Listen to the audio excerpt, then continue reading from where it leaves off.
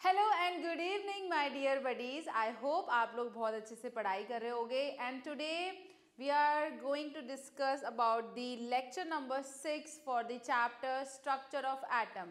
तो अभी तक हमने लेक्चर 5 में बोहर एटॉमिक मॉडल के बारे में बहुत सारी बातें की, लाइन स्पेक्ट्रम ऑफ हाइड्रोजन को स्टडी किया और बहुत सारी कैलकुलेटिव पार्ट भी हमने देखा था कि एनर्जी कैसे कैलकुलेट करनी है, हम रेडियस कैसे कैलकुलेट करने वाले हैं, वेलोसिटी कैसे निकालने वाले हैं।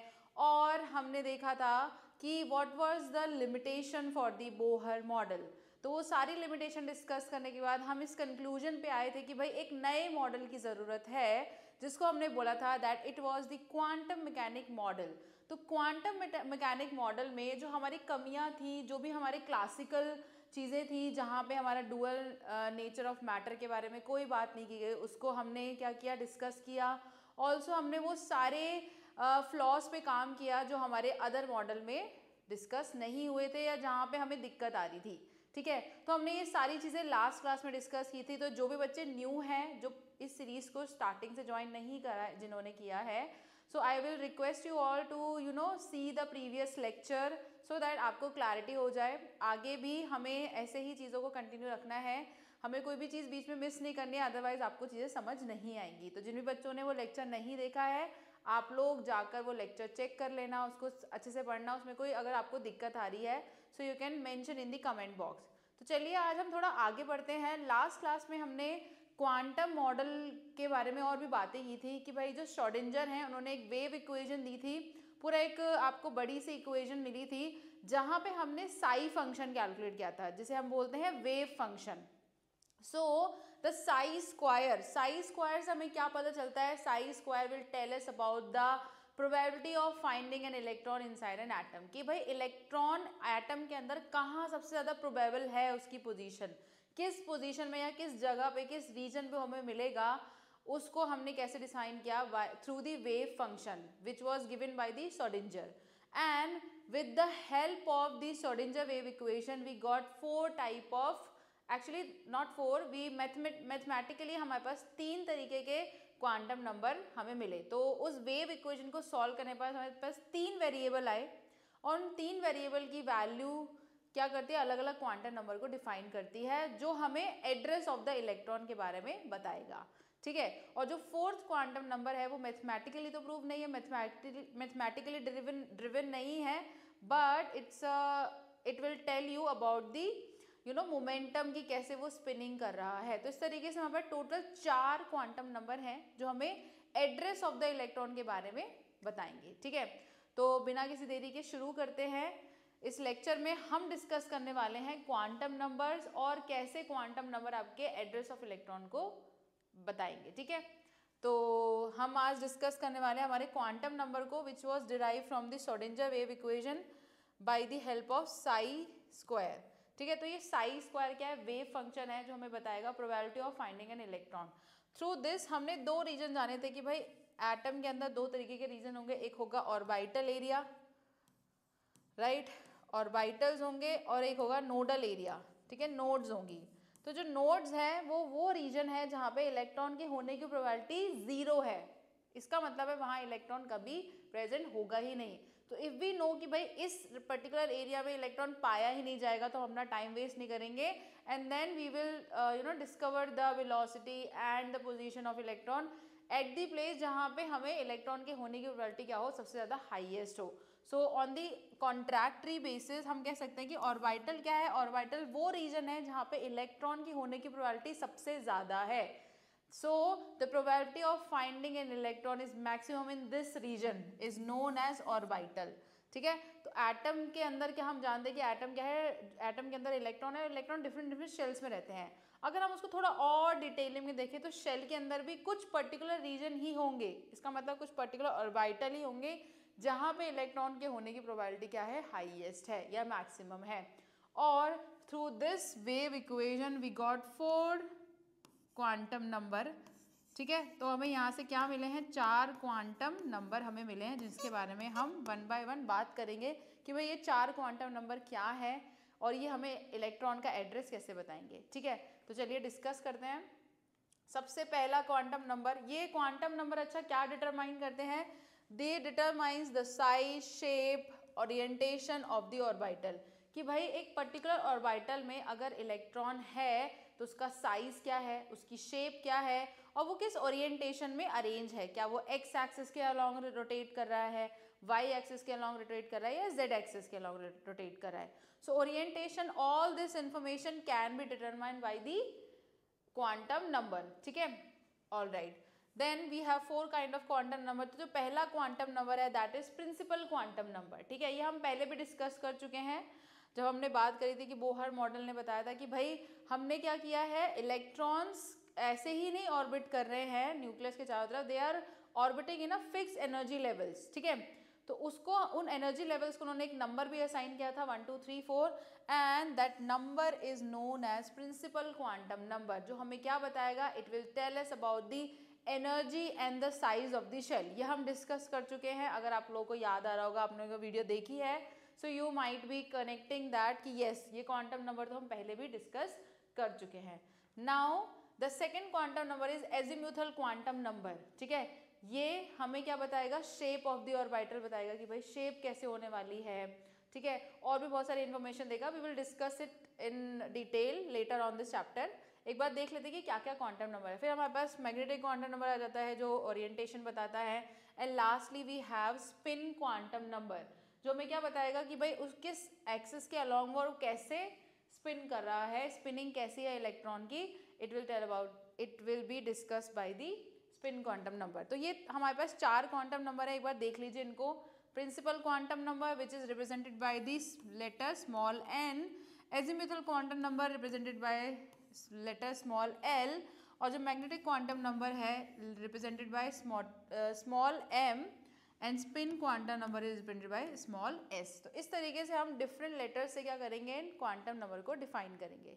ठीक है, अब एक एक करके इनके बारे में जान लेते हैं कि भाई क्या इन्फॉर्मेशन ये प्रोवाइड करेंगे. So first of all will discuss about the principal quantum number. तो प्रिंसिपल क्वांटम नंबर क्या बताता है आपको, शेल का नंबर बताता है कि अगर न्यूक्लियस के अराउंड डिफरेंट डिफरेंट शेल्स हैं, डिफरेंट डिफरेंट ऑर्बिट्स हैं, तो आपका इलेक्ट्रॉन कौन से शेल में है और उस शेल की एनर्जी कैसी होने वाली है, साइज कैसे होने वाला है. तो सबसे पहले ही हमें बताएगा शेल का नंबर, क्या फर्स्ट शेल में हो, सेकंड शेल में हो, थर्ड शेल में हो या फोर्थ शेल में हो. ठीक है, then it will tell us about the size and the energy of the orbital. जिस ऑर्बिटल में, जिस एरिया में या जिस पर्टिकुलर शेल में आपका इलेक्ट्रॉन रह रहा है, उस शेल की एनर्जी क्या है और उसका साइज क्या है. तो जैसे कि आप देख सकते हो यहाँ पे कंपैरिजन क्या है, n 1 2 3 ये सब वैल्यूज दी गई हैं. इन वैल्यूज से हम डायरेक्टली ये डिपिक्ट कर सकते हैं कि भाई जिसकी वैल्यू छोटी होगी, इफ द n की value is less than you have less energy. तो अगर हम कंपैरिजन करें शेल नंबर 3 और शेल नंबर 1 में, दैट मीन्स k और m में अगर मैं कंपैरिजन करूँ तो k क्या है, k की जो एनर्जी है वो m से क्या है, लेस है, या उसका साइज जो है आप देख सकते हो क्लियरली डायग्राम के through, the size of the k shell is smaller than the size of m shell. तो इस तरीके से साइज भी वेरी करेगा आपका according to the shell number. Then electrons having same value of n belongs to the same cell. अगर कोई दो इलेक्ट्रॉन है जिनका शेल नंबर क्या है, सेम है, तो वो किस शेल को बिलोंग करेंगे, they will belong to the same shell. ठीक है, तो लेट्स से हम मान लेते हैं कि अगर k शेल में दो इलेक्ट्रॉन है तो इनका शेल नंबर दोनों का क्या होने वाला है, सेम होना है. For this electron shell number is 1 and for this electron also shell number is 1.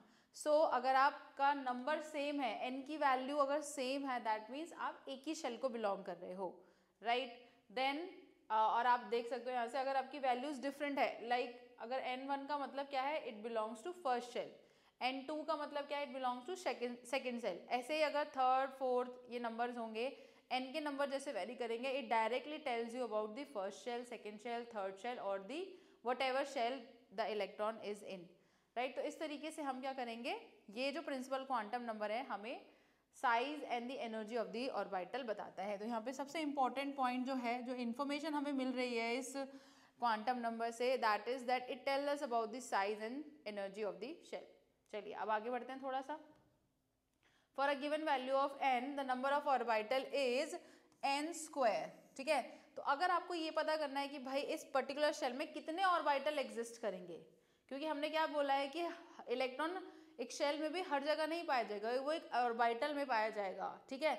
Orbital वो एरिया जहाँ पे उसके होने की प्रोबेबिलिटी सबसे ज़्यादा है। तो एक शेल में कितने ऑर्बिटल होंगे, ऐसे कितने, जैसे यहाँ पे K शेल है, M शेल है, तो दोनों का क्या है, एरिया अलग है, मतलब उसकी साइज अलग है, तो नंबर ऑफ ऑर्बिटल क्या होगा। तो नंबर ऑफ ऑर्बिटल निकालने के लिए आप क्या करोगे, फॉर्मूला यूज करोगे n², ठीक है। तो अगर हम यहाँ से कैलकुलेट करें फॉर K शेल, K के लिए n की वैल्यू क्या है 1, तो यहाँ पे नंबर ऑफ ऑर्बिटल कितने हो जाएंगे आपके n² विच इज 1। तो K शेल के अंदर कितने ऑर्बिटल है, ओनली 1 ऑर्बिटल।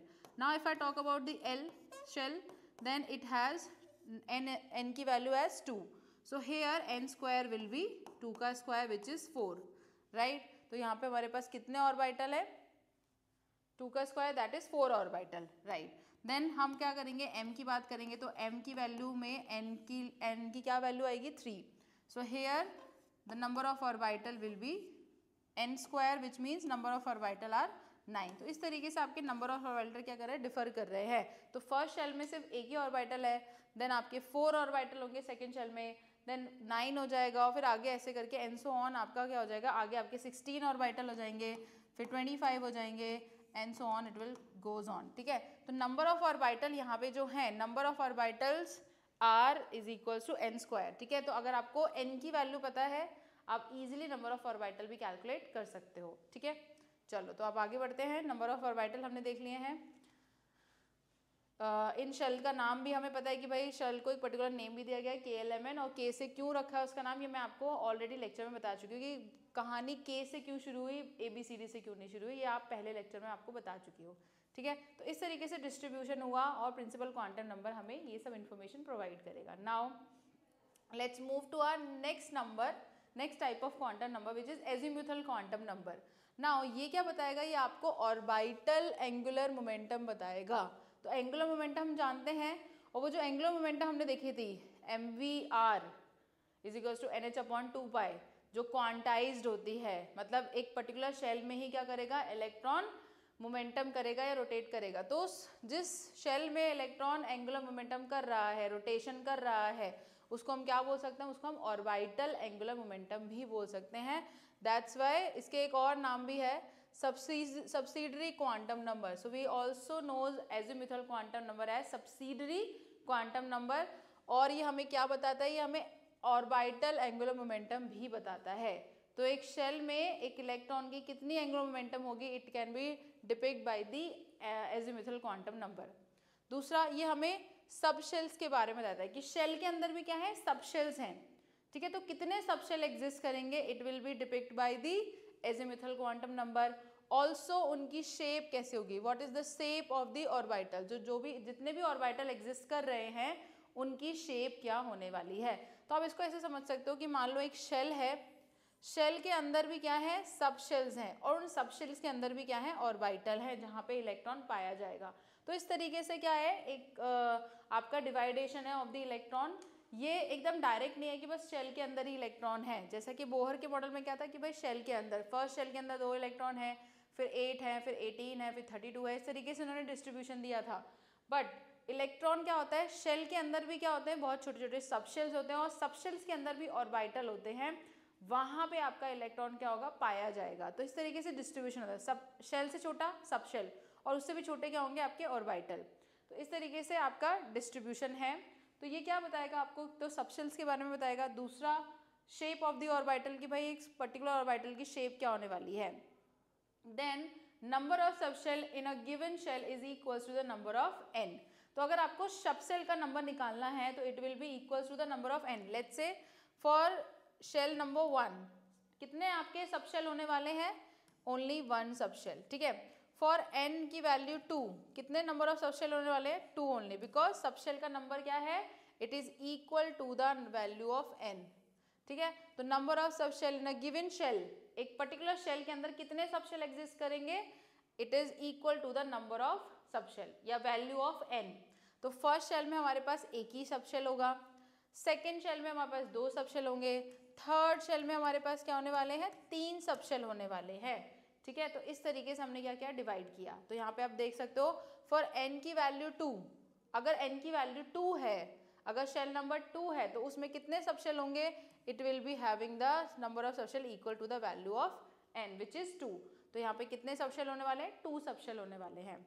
ठीक है, चलो तो आगे value of l is equals to क्या हो सकती है, 0 1 2 3 4 हो सकती है। ठीक है, तो ये कुछ वैल्यूज हैं जो n की पॉसिबल वैल्यूज हैं। एक बार इसको इरेज कर देते हैं। So the possible value for l is equals to 0 1 2 3 4 ये हो सकती है।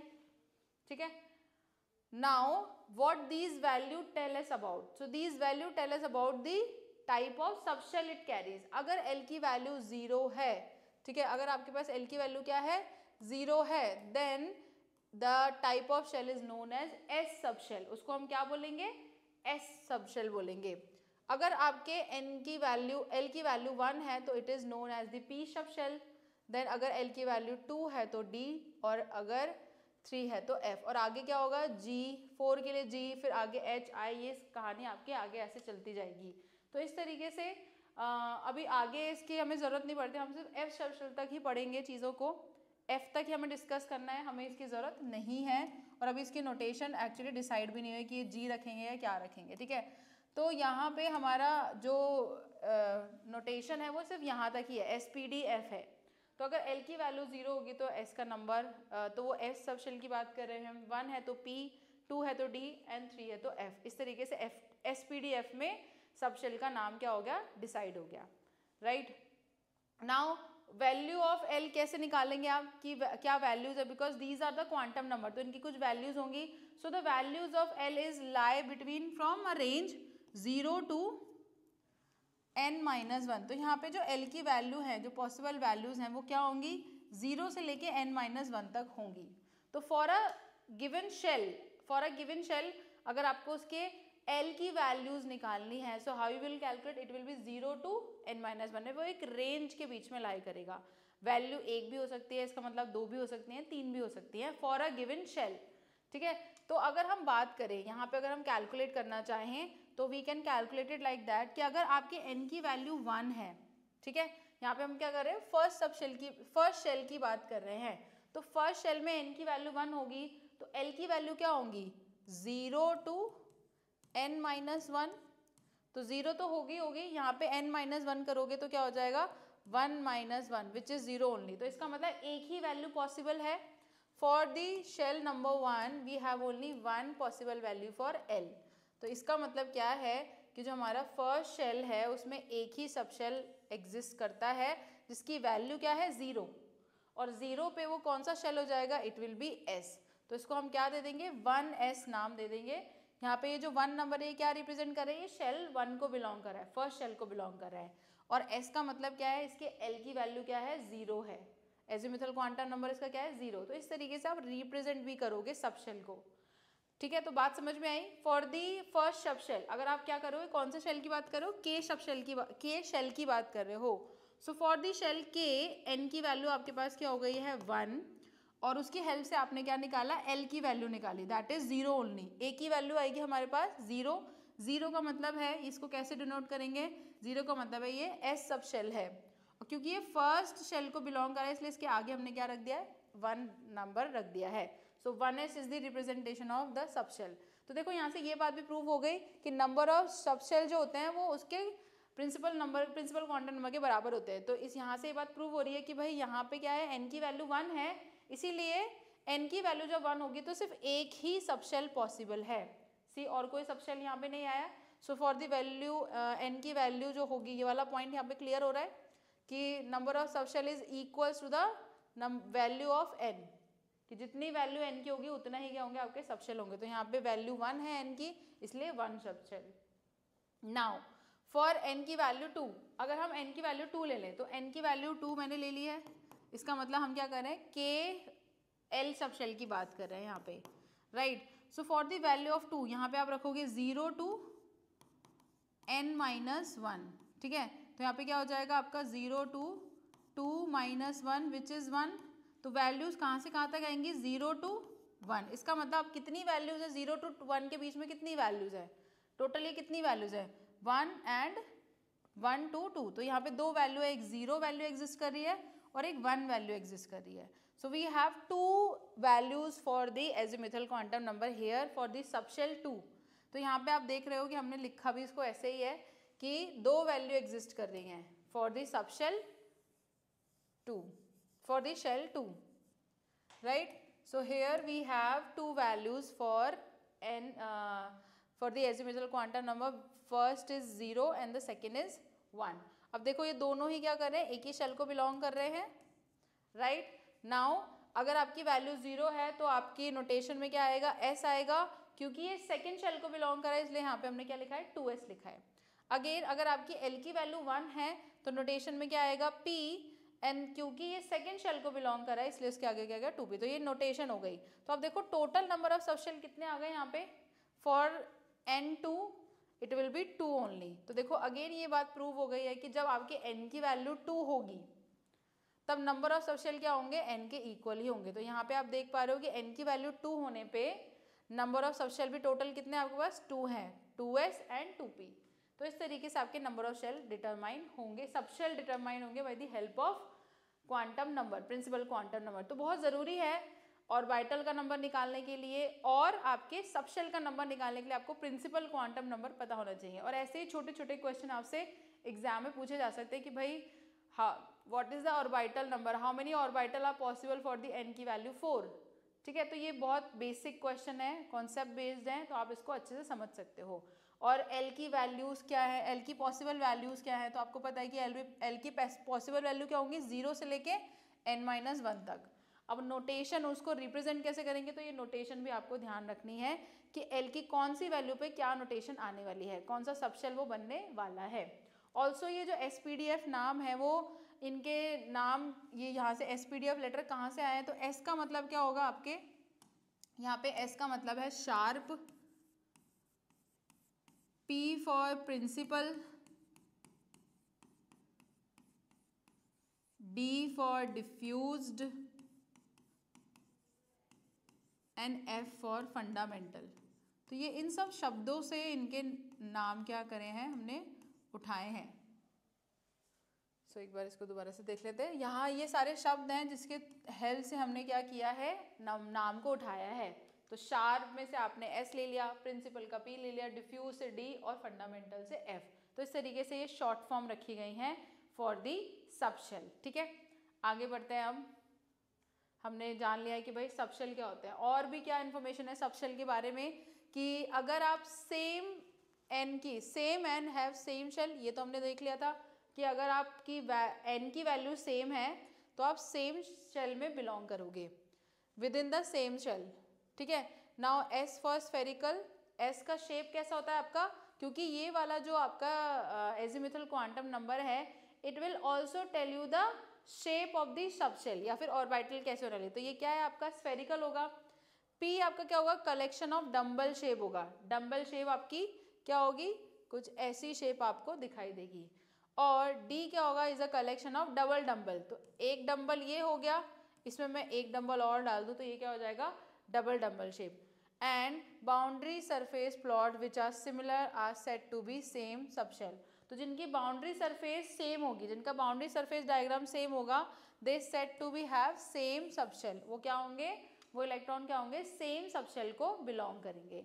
अब एक बार आप देख सकते हो, ये आपका कुछ दिखता है, आपका जो S सबशेल है, इट लुक्स लाइक दिस, कि ये स्फेरिकल है. ठीक है, दूसरा आपका क्या है, डम्बल शेप है, तो ये आपका कौन सा है, आपका P सबशेल है.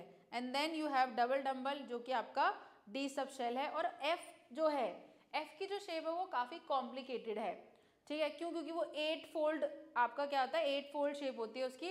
एंड इट इज़ क्यों क्या होता है, वो आपके अदर डायमेंशंस में भी है, तो उसको हम ड्रॉ करके यहाँ पे नहीं दिखा सकते. तो it's have a complicated shape और वो 8 फोल्ड शेप होती है, इसलिए हम F सबशेल की क्या होंगे, शेप को ड्रॉ नहीं करेंगे, या वो आपसे क्वेश्चन में नहीं पूछी जाएगी कि भाई F की शेप क्या है, या उसको बना के दिखाओ, उसका डायग्राम बनाओ. So only these shapes we can draw, और हम दिखा सकते हैं क्योंकि 3 डायमेंशन डायग्राम भी हम बना सकते हैं, या 2 डायमेंशन में हम डायग्राम बना सकते हैं. बट फॉर 8 फोल्ड जहाँ पे मल्टीपल डायमेंशन आ जाएंगी तो हम डायग्राम को यहाँ पे बना के आपको शो नहीं कर सकते. ठीक है, इसीलिए F को क्या, F के लिए हम उसकी शेप के बारे में ज़्यादा कंसर्न नहीं होंगे. Why because it's a complicated shape and it is a 8 fold shape.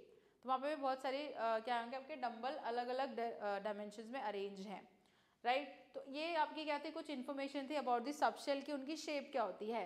तो लास्टली हमने देखा कि हमारे पास क्या है, एजीमुथल क्वांटम नंबर है जो डिफरेंट सबशेल्स को बताता है कि भाई कितने सबशेल लाई करेंगे, ऑल्सो शेप बताएगा, ठीक है। तो हमने यहाँ पे नंबर ऑफ सबशेल्स देख लिए कि कितने सबशेल्स आ रहे हैं, also here we have seen की शेप कैसे होने वाली है। तो these are the shape for the subshell which lie under a shell, ठीक है। अब आगे बात करते हैं मैग्नेटिक क्वांटम नंबर की। तो magnetic quantum number tell you about the orientation of these subshell, ठीक है, कि भाई ओरिएंटेशन कैसे होने वाली है, कि अगर डंबल है वो किस एक्सिस के अलोंग क्या कर रहा है, एग्जिस्ट कर रहा है, क्या वो एक्स एक्सिस के अलोंग है या वाई एक्सिस के अलोंग है या दो एक्सिस के बीच में क्या कर रहा है, वो लाई कर रहा है। तो इस तरीके से ओरिएंटेशन जब आप बताओगे किसी सबशेल का या ऑर्बिटल का, तो वो हम कैसे बताएंगे, it will B determined by the magnetic quantum number.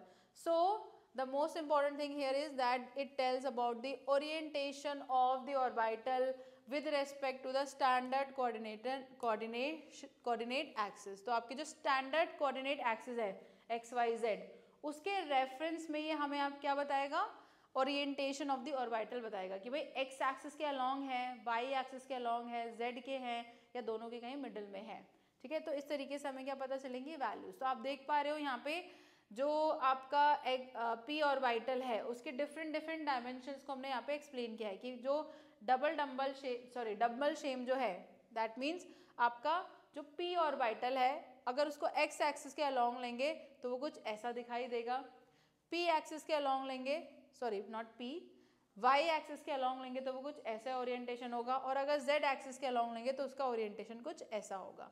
तो जैसे जैसे आपकी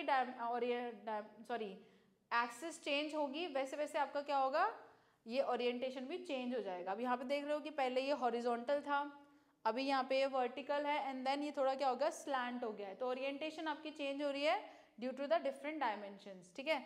now the value of any subshell L could be for any subshell, for any value of subshell L 2L plus 1 values of M are possible। तो कितनी value possible है for M, मतलब कितने orbital, actually magnetic quantum number आपको कितने orbital हैं, कितनी orientation possible है, कि कितने अरेंजमेंट में आपका ऑर्बिटल अरेंज हो सकता है, ठीक है। कि लेट्स से ये और आपके ऑर्बिटल थे, अब ऑर्बिटल में 3 टाइप की ओरिएंटेशन है, 5 टाइप की ओरिएंटेशन है, 7 टाइप की ओरिएंटेशन है, 1 टाइप की ओरिएंटेशन है, ये हमें किससे पता चलेगी, ये हमें मैग्नेटिक क्वांटम नंबर से पता चलेगी। तो for a value of L, for any value of L, what are the possible values of magnetic quantum number is 2L plus 1, which means अगर L की वैल्यू 2 है, ठीक है, L की वैल्यू 2 हो सकती है, 0 1 2 3 4 कुछ भी हो सकती है।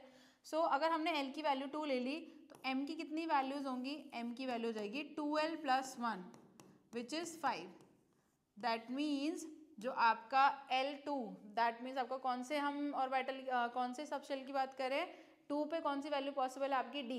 तो जो डबल डंबल है या वहाँ पे जो ओरिएंटेशन होगा वो 5 तरीके से हो सकती है, 5 टाइप के ओरिएंटेशन वहाँ पे हो सकते हैं कि X होगा, Y होगा, Z होगा, फिर कुछ और टाइप की ओरिएंटेशन हो, 2 कुछ और टाइप की ओरिएंटेशन है। तो इस तरीके की 5 टाइप की ओरिएंटेशन पॉसिबल है for the value of L is equals to 2, right. So यहाँ से आपका क्या हो जाएगा, ये आपको बहुत इंपॉर्टेंट है, इसको थोड़ा सा स्टार मार्क कर लो कि भाई L के लिए for any value of L how many possible orbital और how many possible value of M are there, ठीक है। अब इसको थोड़ा सा कैलकुलेट कर लेते हैं। अब M की वैल्यू 5 वैल्यूज तो हैं, बट वो क्या होंगी, what are the exact value we have for the M, ठीक है। तो हमें ये तो पता चल गया कि L के लिए M की कितनी पॉसिबल वैल्यूज हैं, 5 पॉसिबल वैल्यू है। Now how we are going to define it, मतलब कौन सा नंबर उनको असाइन होगा, तो उसको कैलकुलेट करने के लिए फॉर ML कितनी होंगी, -L से लेके +L तक। तो टोटल वैल्यू अगर फॉर N, जब हमारा N की वैल्यू क्या थी, when L is equals to 2, M की टोटल पॉसिबल वैल्यू कितनी आई थी, 5। अब ये 5 कौन से नंबर है, 5 कोई भी नंबर हो सकता है ना, तो वो कैसे डिफाइन होगा, -L से लेके +L तक। इसका मतलब -5 to not -5, sorry, here it will be -2 to, क्योंकि यहाँ पे L की क्या वैल्यू है 2, तो -2 to +2 ये वैल्यूज होने वाली हैं। तो ये क्या हो जाएंगी, -2, -1, 0, 1 एंड 2। तो टोटल अगर आप देखोगे कितनी वैल्यूज है, 1 2 3 4 5, टोटल आ गई ना 5 वैल्यूज। तो यहाँ से ये डिफाइन भी हो गया कि भाई L की वैल्यू जब 2 है तो टोटल पॉसिबल वैल्यू कितनी है 5, और वो एग्जैक्टली वैल्यू क्या है, that is -L2 + L, -2 to +2। अब कितनी वैल्यूज पॉसिबल हैं इस रेंज में, इतनी वैल्यू पॉसिबल हैं, और ये टोटल क्या आ रही है 5 के बराबर। तो हमारा आंसर भी क्या हो गया, चेक हो गया, यहाँ से वेरीफाई हो गया है। So this is how you are going to calculate the magnetic quantum number, जो आपको ओरिएंटेशन बताएगा कि भाई एक कुछ -2 एक ओरिएंटेशन को रिप्रेजेंट कर रहा है कि भाई x एक्सिस के अलॉन्ग -2 ओरिएंटेशन है, y एक्सिस के अलॉन्ग -1 है, फिर z के 0 है, फिर कुछ और होंगे ओरिएंटेशन, 2 और ओरिएंटेशन होंगी अदर एक्सिस में। तो इस तरीके से ये वैल्यूज आपको क्या बता रही है, पॉसिबल ओरिएंटेशन बता रही है ऑफ द ऑर्बिटल, कि ऑर्बिटल आपका किस किस ओरिएंटेशन में हो सकता है, क्या क्या उसकी पॉसिबल ओरिएंटेशन की वैल्यूज हैं, right. I hope this is clear to everyone. चलिए आगे बढ़ते हैं हम। Now will see about the spin quantum number. तो जैसा कि इसका नाम है स्पिन, स्पिन मतलब क्या हो रहा है, आप जब एक एक्सिस के अलॉन्ग क्या करते हो, रोटेट करते हो, ठीक है। तो जो आपका इलेक्ट्रॉन है एक एक्सिस के अलॉन्ग रोटेट कर रहा है, तो वो रोटेशन कैसी है, क्या वो क्लॉकवाइज है या वो एंटी क्लॉकवाइज है। तो it describes the angular momentum of electron. और स्पिन आप क्या कर सकते हो, दो ही तरीके से कर सकते हो, या तो क्लॉकवाइज करोगे या anti clockwise. So vector quantity having both magnitude and direction, जो ये क्या है, एंगुलर मोमेंटम क्या है, it is a vector quantity जिसका डायरेक्शन भी है और मैग्नीट्यूड भी है। तो हम स्पिन को कैसे रिप्रेजेंट करेंगे, अपवर्ड और डाउनवर्ड साइन से। अगर आप स्पिन ऊपर की तरफ कर रहे हो, दैट मीन्स एक वैल्यू को आप एक ना फिक्स वैल्यू कर दोगे। यहाँ पे मान लेंगे कि अगर आप स्पिन अप करो, इसका मतलब आपकी जो स्पिनिंग है दैट इज एंटी क्लॉकवाइज, ऐसा मान लेते हैं। फिक्स नहीं है ये, आप इसको क्लॉकवाइज भी मान सकते थे, बट कुछ तो मानना पड़ेगा ना एक पर्टिकुलर बिलीफ के लिए कि भाई किसको क्या रख सकते हैं। तो लेट्स से हमने ये मान लिया कि अपवर्ड स्पिन का मतलब है कि वो एंटी क्लॉकवाइज स्पिन कर रहा है, और डाउनवर्ड स्पिन का मतलब क्या है, वो क्लॉकवाइज स्पिन कर रहा है। तो डाउनवर्ड एरो लगाओगे तो इसका मतलब क्लॉकवाइज स्पिन हो रहा है, अपवर्ड एरो लगाओगे तो एंटी क्लॉकवाइज स्पिन हो रहा है। तो दो ही स्पिन पॉसिबल हैं, या तो क्लॉकवाइज करेगा या एंटी क्लॉकवाइज करेगा रोटेशन। तो रोटेशन के लिए सिर्फ दो ही वैल्यू पॉसिबल होंगी, तो एस की क्या है, 2 ही पॉसिबल वैल्यू हैं। For a electron, spin of an electron could be half and -half are said to be having possible opposite spin। तो आपके दो ही स्पिन पॉसिबल हैं और हमेशा वो क्या होंगे, ऑपोजिट ही होंगे। अगर एक ऊपर है तो दूसरा क्या होगा, डेफिनेटली डाउनवर्ड स्पिन कर रहा होगा।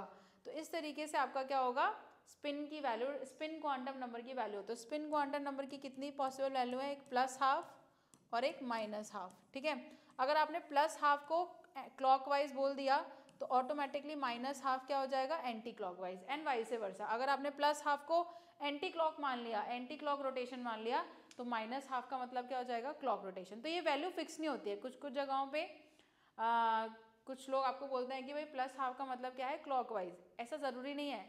अगर आप +½ को एंटी क्लॉकवाइज मान लो तो -½ ऑटोमेटिकली क्या हो जाएगा, क्लॉकवाइज। तो दो ही टाइप की ओरिएंटेशन पॉसिबल है, या तो क्लॉकवाइज या anti clockwise, and you can take the values according to your convenient, ठीक है।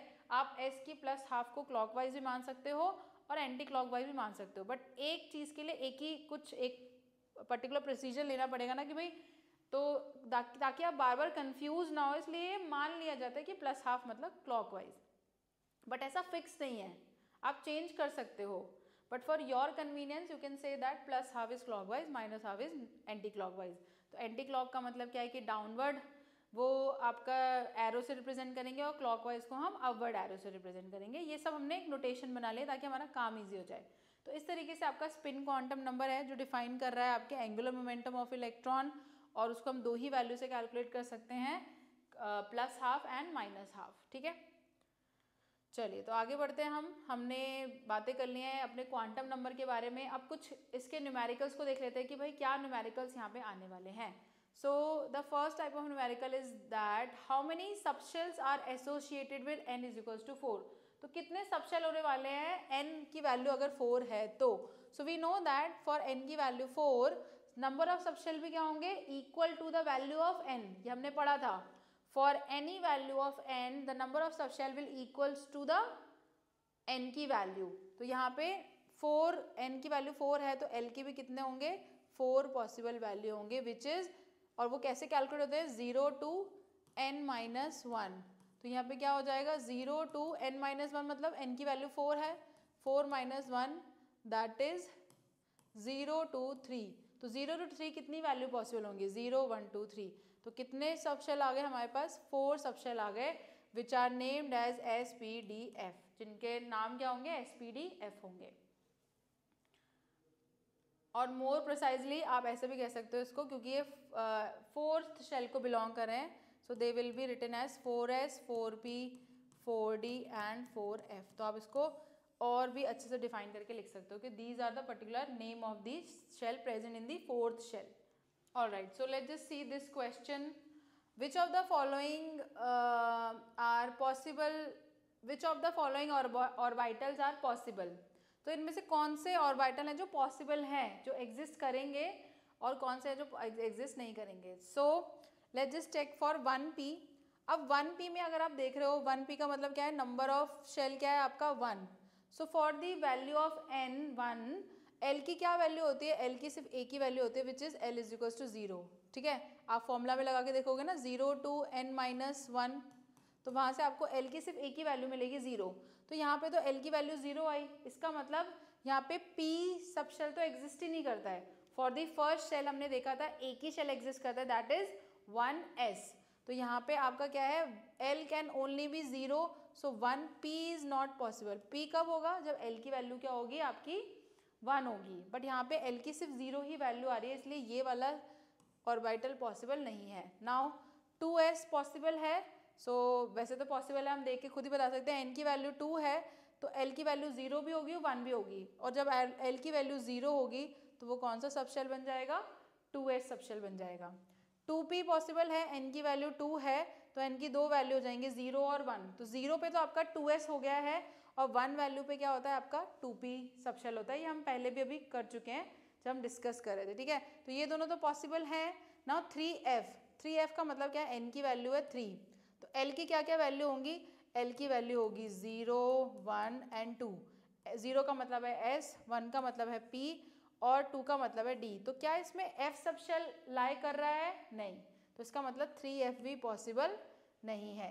So these are the possible orbital. और जो हमने देखे वो ये जो आपका फर्स्ट और थर्ड है 1p and 3f are not the possible orbital. ये ऑर्बिटल एग्जिस्ट ही नहीं करते हैं. ठीक है, आगे बढ़ते हैं. अब देखते हैं इफेक्टिव न्यूक्लियर चार्ज. तो थोड़ा सा न्यूक्लियर चार्ज के बारे में डिस्कस कर लेते हैं कि भाई न्यूक्लियर चार्ज क्या है और उसको हम कैसे डिफाइन करेंगे. सबसे पहले डीजनरेटिव ऑर्बिटल्स के बारे में पढ़ते हैं. डीजनरेटिव ऑर्बिटल आपकी कौन से ऑर्बिटल हैं. Orbital having the same energy are called degenerative orbital. तो आपके शेल के अंदर बहुत सारे क्या है ऑर्बिटल एग्जिस्ट करते हैं और डिफरेंट शेल्स में डिफरेंट ऑर्बिटल एग्जिस्ट करेंगी. So there is a possibility that two orbital have the same energy and those type of orbital are known as degenerate orbital. उनको हम क्या बोलेंगे degenerate. अब अगर हम इस सिस्टम की बात करें जहाँ पे 1s 2s 2p 3s 3p 3d ये डिफरेंट शेल हैं और डिफरेंट ऑर्बिटल एग्जिस्ट कर रही है. Shell number 1 shell number 2 and shell number 3. तो उसमें डिफरेंट ऑर्बिटल एग्जिस्ट कर रही हैं. Now for single electron species energy of orbital having same quantum number have same energy. ठीक है, तो जितने भी जिनका क्वांटम नंबर सेम होगा फॉर सिंगल इलेक्ट्रॉन स्पीशीज. ये हम किसकी बात करें ऐसी स्पीशीज जिसमें एक ही इलेक्ट्रॉन होगा. तो उस सिस्टम में जो आपका क्वांटम नंबर होगा वही आपकी क्या होगी एनर्जी को डिफाइन करेगा.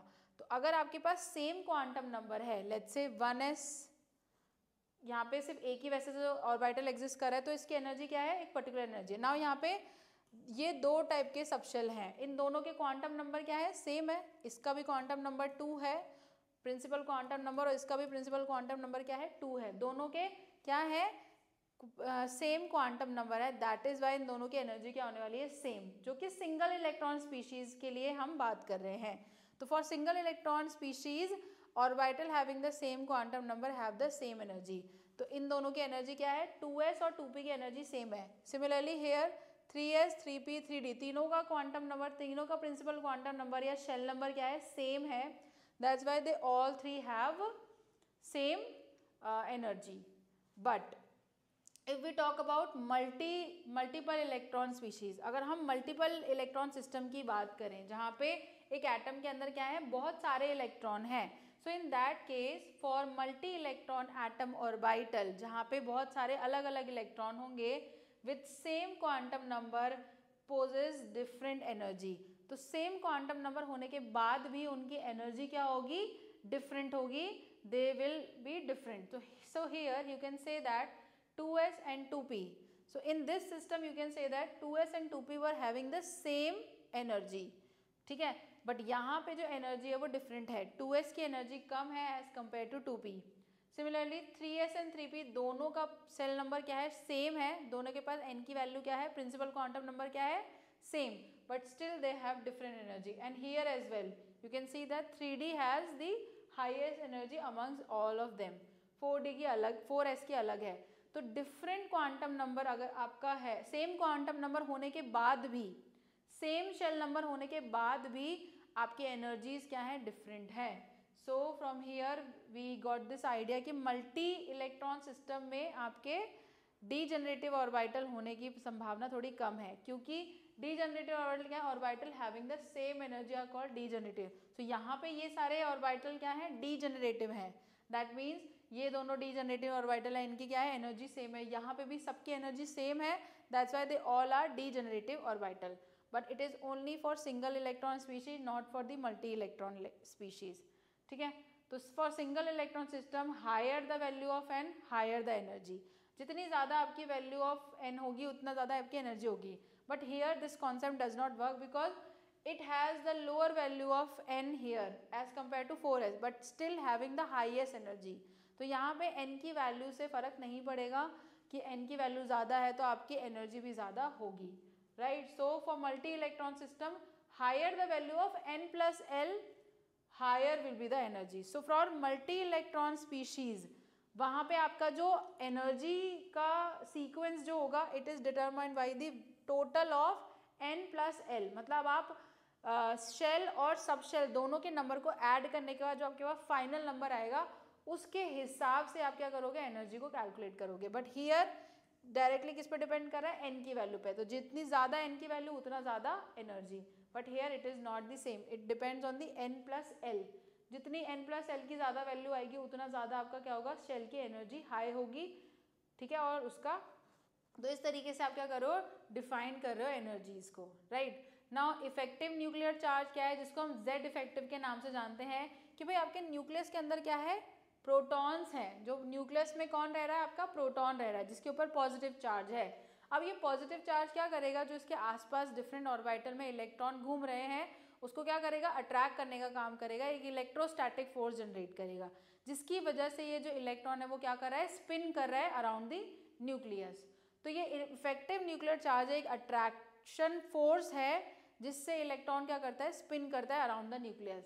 सो shielding of the outer shell electrons from the nucleus by the inner shell electron. तो ये क्या करता है, दो इलेक्ट्रॉन को क्या करता है, शील्डिंग इफेक्ट क्रिएट करता है। इफेक्टिव न्यूक्लियर चार्ज क्या करेगा, दो इलेक्ट्रॉन है, जैसे ये एक इलेक्ट्रॉन है और ये इलेक्ट्रॉन है, तो ये इनर शेल और आउटर शेल वाले इलेक्ट्रॉन के बीच में क्या कर रहा है, शील्डिंग को क्रिएट कर रहा है, right. And the net positive charge experienced by the outer electron is known as the effective nuclear charge। तो जो बाहर वाले इलेक्ट्रॉन हैं जो ये अट्रैक्शन फोर्स फील करते हैं, जो नेट चार्ज फील कर रहे हैं, उसको हम क्या बोलेंगे, it is known as the effective nuclear charge. तो जेड इफेक्टिव क्या होगा, जो इफेक्टिव न्यूक्लियर चार्ज होगा उसकी वैल्यू कम होगी एटॉमिक नंबर से, ठीक है। सो यहाँ से हम ये कह सकते हैं इफेक्टिव न्यूक्लियर चार्ज हमारा क्या होने वाला है, it is a charge experience by the electron outer electrons, ठीक है, जिसकी वजह से वो क्या कर रहे हैं, चारों तरफ रोटेट कर रहे हैं, of outer electron is known as effective nuclear charge, ठीक है। और यहाँ पे एक शील्डिंग इफेक्ट भी क्रिएट होगा कि जितना दूर आप शेल से जाओगे उतना क्या है आपके बीच में ये शेल आ रहे हैं, उतना क्या होगा आपका इफेक्टिव न्यूक्लियर चार्ज क्या होता जाएगा, कम होता जाएगा. You will feel less charge when you go far from the nucleus.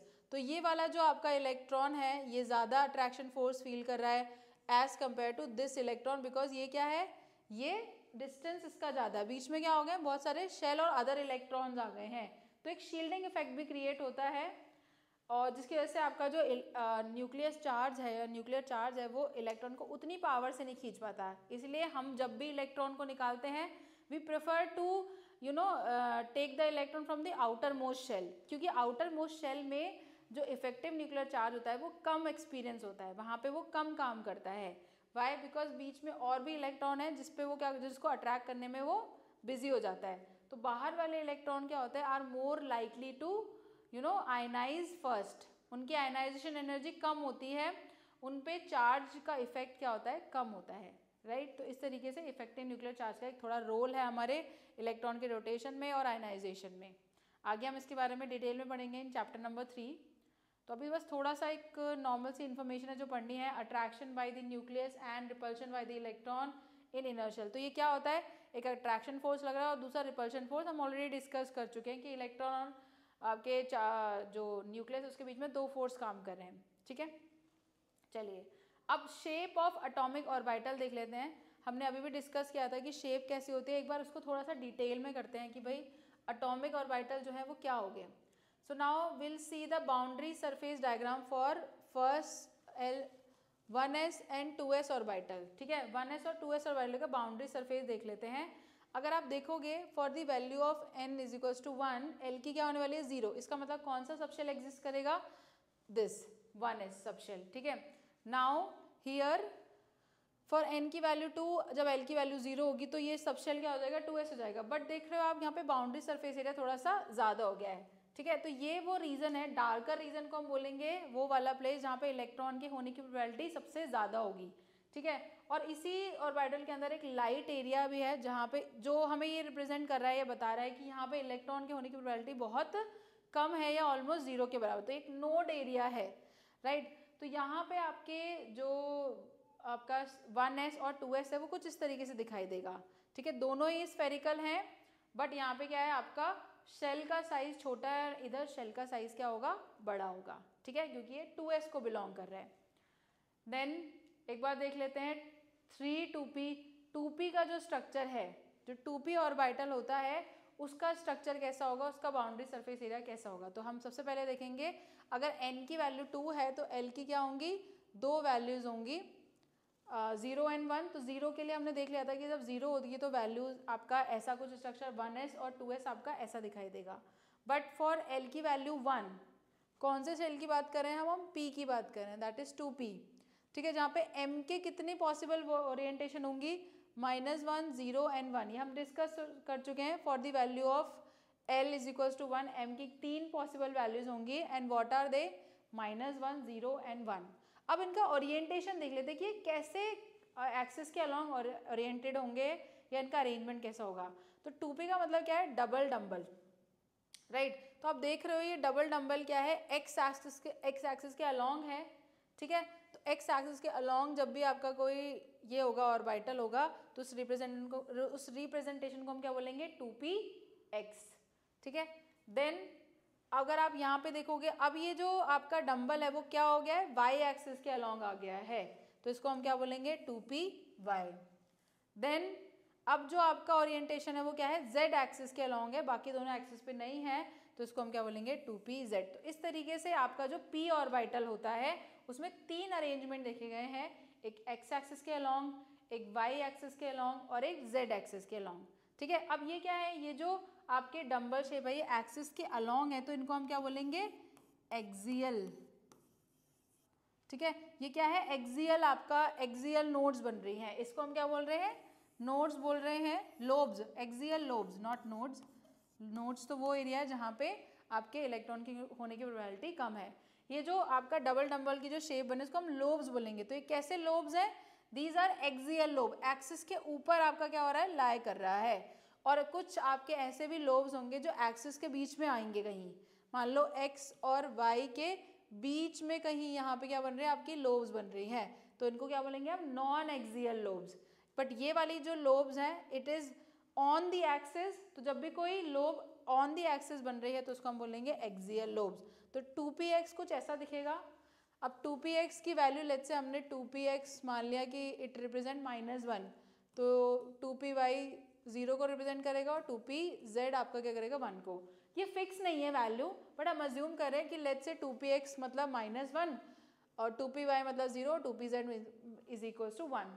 You can change any of the value, आप कोई भी कर सकते हो कि आप 2pz को 0 मान सकते हो, तो 2px को 1 मान लिया और 2py को -1 मान लिया। तो इस तरीके से बस ये जो नंबर है हमें ये क्या बता रहा है, ये नंबर से हमें क्या बता रहा है, कोई न्यूमेरिकल वैल्यू हमें यहाँ पे एग्जैक्ट वो नहीं बता रही है, ये हमें बता रही है कि ओरिएंटेशन कैसा है, कि तीनों का ओरिएंटेशन अलग है।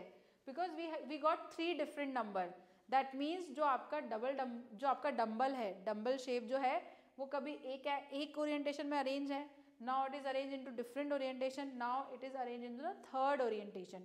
तो इस तरीके से अलग अलग क्या हो रही है, ओरिएंटेशन चेंज हो रही हैं, which is depicted by the values। तो वैल्यूज के नंबर से हमें कोई फर्क नहीं पड़ता कि भाई 2px को -1 बोला जाएगा या क्या बोला जाएगा, it is not fix, it just telling you कि 3 टाइप के ओरिएंटेशन पॉसिबल हैं फॉर द 2p ऑर्बिटल। तो ये हमारा कुछ बाउंड्री सरफेस डायग्राम है फॉर द 2p ऑर्बिटल, कि कैसे आपके जो ऑर्बिटल हैं वो डिफरेंट एक्सिस पे एग्जिस्ट करेंगे। ठीक है, अब हम देखते हैं boundary surface diagram for the 3D orbital. 3D orbital के लिए कि 3D ऑर्बिटल कैसे अरेंज होगा, तो 3D का मतलब क्या है, n की वैल्यू 3 है, l की वैल्यू 0 और 1 के लिए तो हम देख चुके हैं कि क्या क्या अरेंजमेंट होने वाला होगा। जब l की वैल्यू 2 होगी तो टोटल पॉसिबल वैल्यूज कितनी है, 5। दैट मीन्स उसके 5 ओरिएंटेशन हो सकते हैं, बिकॉज m की जो वैल्यू है वो कहाँ से कहाँ तक लाई करिए, -2 से +2, तो इट विल बी -2 -1 0 +1 +2। तो 5 वैल्यू यहाँ पे आ रही है, इसका मतलब 5 तरीके के ओरिएंटेशन होंगे पॉसिबल। अब देख लेते हैं कि वो 5 ओरिएंटेशन कैसे दिखने वाले हैं। तो पहला ओरिएंटेशन है DXY, कि यहाँ पे आपका क्या होता है, डबल डंबल है। तो ये डंबल के जो एक डंबल है आपका x एक्सिस के अलोंग के बीच में कहीं है और एक y एक्सिस के बीच में, ऑन दी एक्सिस नहीं है, ये दोनों के बीच में है, तो इसीलिए इसको क्या बोला गया है, DXY।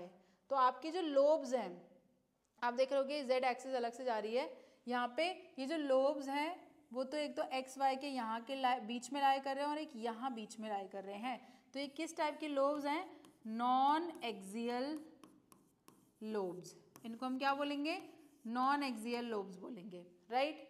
तो इस तरीके से ये ओरिएंटेशन हो गया। देन DXZ क्या होगा, जब x और z के बीच में लोब्स लाई करेंगी तो ये हो जाएगा DXZ, और एक होगा हमारे पास DYZ, जब y और z के बीच में दोनों लोब्स क्या कर रही है, लाइव। ये तीनों क्या है, आपकी नॉन एक्सियल लोब्स है, क्योंकि किसी एक्सिस के बीच नहीं, ये एक्सिस पे नहीं एग्जिस्ट कर रही हैं, ये एक्सिस के बीच में एग्जिस्ट कर रही है, that's why we call them non axial lobes. Now the fourth type of arrangement, the fourth type of arrangement is dx square minus, यहाँ पे लिखा नहीं है बट मैं लिख देती हूँ, dx square minus y square and this is dz square। तो ये हमारा dz square type of orientation है और ये d क्या है, dx square y। अगर आप इसको देखो तो ये जो लोब्स हैं अब क्या कर रही है, एक एक्सिस के ऊपर बन रही है। आप इसको ऐसे समझ सकते हो कि ये x एक्सिस है और ये y एक्सिस है, एक तो आपका डंबल इस पे बना और एक आपका क्या बन रहा है, इस वाले एक्सिस पे, और जो z एक्सिस है वो थर्ड है, वो खाली है, उस पर कोई भी लोब आपकी टच नहीं कर रही है। तो आप देख रहे हो ये जो लोब्स हैं अब वो क्या है, एक्सिस के ऊपर बन रही हैं। ठीक है, यहाँ पे आप क्या देख रहे हो, ये एक्सिस के ऊपर लाई कर रही हैं, that's why this is what, this is a axial lobe. ये कैसी लोब है, एक्सियल लोब है। तो this is a fourth type of orientation of the lobes. 3 तो हमने ऊपर देख लिए, जब वो एक्सिस के बीच में कहीं लाई कर रहे हैं, नॉन एक्सियल हैं, x और y, yz और xz, इस तरीके के। फिर फोर्थ टाइप का आपका क्या था, नॉन एक्सियल लोब बना रहे हैं ऑन द x और y axis only. And the fifth one is xz square, की आपके जो दोनों डबल हैं, डबल डंबल जो है, आप इसको ऐसे समझ सकते हो, ये रहा z एक्सिस, ये रही हमारी x एक्सिस और एक ये रही हमारी y एक्सिस। तो हमारी जो दोनों लोब्स हैं वो कहाँ हैं, आपके z एक्सिस पे हैं, ऐसे एक छोटी ये हो गई, ठीक है। ये हो गई एक डंबल ये हो गया और एक डंबल ये हो गया। अब ये डंबल जो दूसरा वाला है वो इतना छोटा है कि ये, और यहाँ पे इलेक्ट्रॉन इतना तेज रोटेट करता है that it will look like this, it will look like कि ये एक लोब है आपकी ऑन द एक्सिस, और जो छोटा वाला है it will make a spin. तो ये ऐसे स्पिन कर रहा होगा चारों तरफ, तो ये एरिया क्या हो जाएगा, ऐसे स्पिनिंग चारों तरफ हो जाएगा around the Z axis. Why? Because the lobes are very small. तो यहाँ पे लोब्स बहुत छोटे होने की वजह से it will arrange in a structure that it will start spinning around the Z axis only, क्योंकि यहाँ पे जेड डी जेड स्क्वायर है। तो इस तरीके से डी जेड स्क्वायर का क्या बन जाएगा, एक स्पिनिंग एरिया बन जाएगा। तो कि एक आपकी स्पिनिंग भी हो रही है चारों तरफ से और इलेक्ट्रॉन ऐसे भी घूम सकता है। तो अलोंग द एक्सिस ऊपर नीचे भी जा रहा होगा और अराउंड भी क्या कर रहा होगा, उसके चक्कर लगा रहा होगा। तो इस तरीके से डी जेड स्क्वायर आपका क्या है, फिफ्थ टाइप ऑफ ओरिएंटेशन है for the electron which is present in the 3D orbital. तो 3D ऑर्बिटल में 5 तरीके के ओरिएंटेशन पॉसिबल है। जब भी इलेक्ट्रॉन 3D ऑर्बिटल में जाएगा तो या तो वो DXZ जैसा DXY वाले नॉन एक्सियल लोब्स में रोटेट कर रहा होगा, या फिर वो DXZ पे कर रहा होगा DYZ में। Also it can rotate on the axis, axial lobe बना रहा होगा in the arrangement of DX square minus Y square.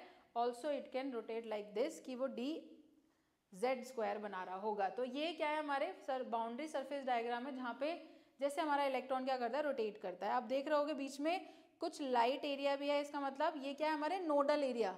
इसको क्या बोलते हैं हम, नोड्स बोलते हैं। Nodal area is the area where the finding of probability of electron is 0, जहाँ पे आपको इलेक्ट्रॉन नहीं मिलेगा।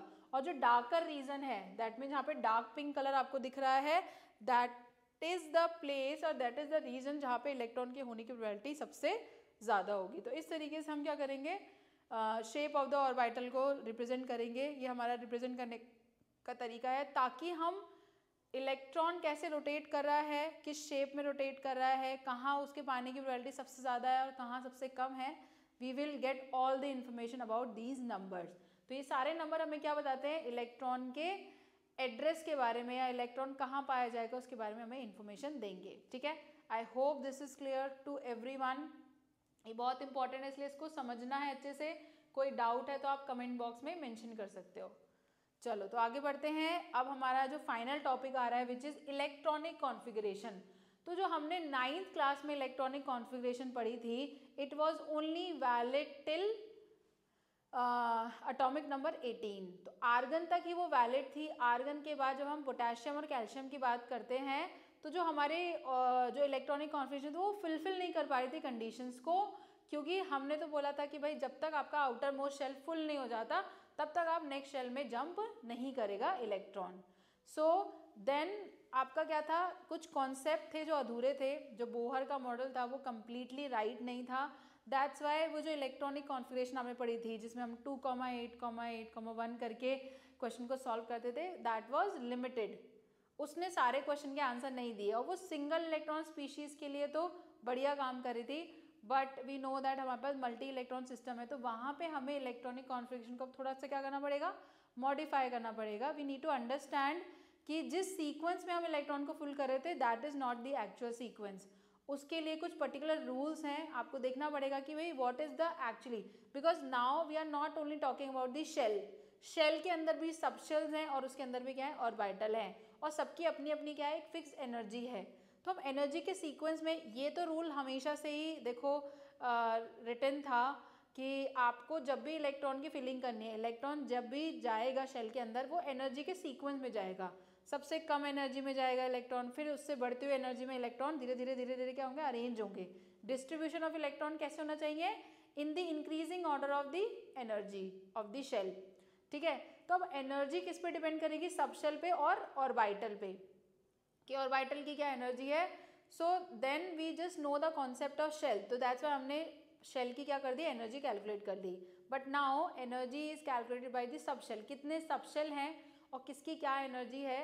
सो now this is revised and we will see the new type of configuration which is known as SPDF configuration.